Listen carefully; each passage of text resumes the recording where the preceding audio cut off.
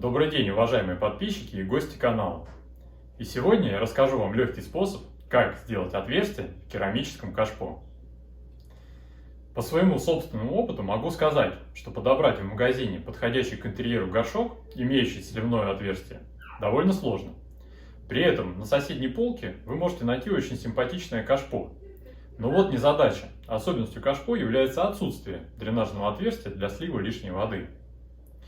Но не стоит из-за этой особенности отказываться от покупки кашпо, ведь при наличии необходимого инструмента вы можете проделать отверстие самостоятельно.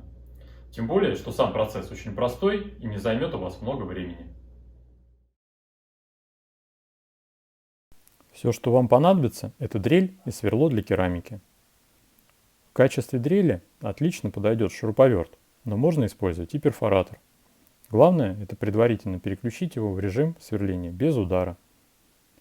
Если этого не сделать, то кашпо может треснуть. Сверло для керамики имеет специальную форму с пикой на конце. Его стоимость совсем невелика. Я приобрел это сверло на 10 мм в обе за 120 рублей. Итак, кладем кашпо дном вверх на ровную и устойчивую поверхность. Наливаем сверху на кашпо немного воды, которая уменьшит нагрев в зоне сверления. Размещаем сверло по центру и начинаем сверлить. Используем средние обороты.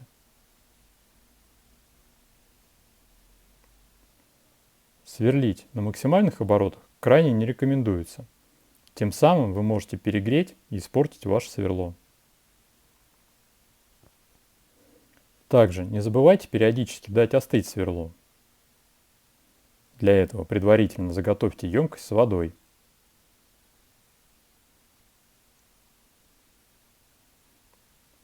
При условии использования сверла для керамики ваше кашпо точно не треснет в процессе сверления. А спустя несколько минут на дне появится аккуратное отверстие, куда будет уходить излишняя вода при поливе ваших домашних цветов.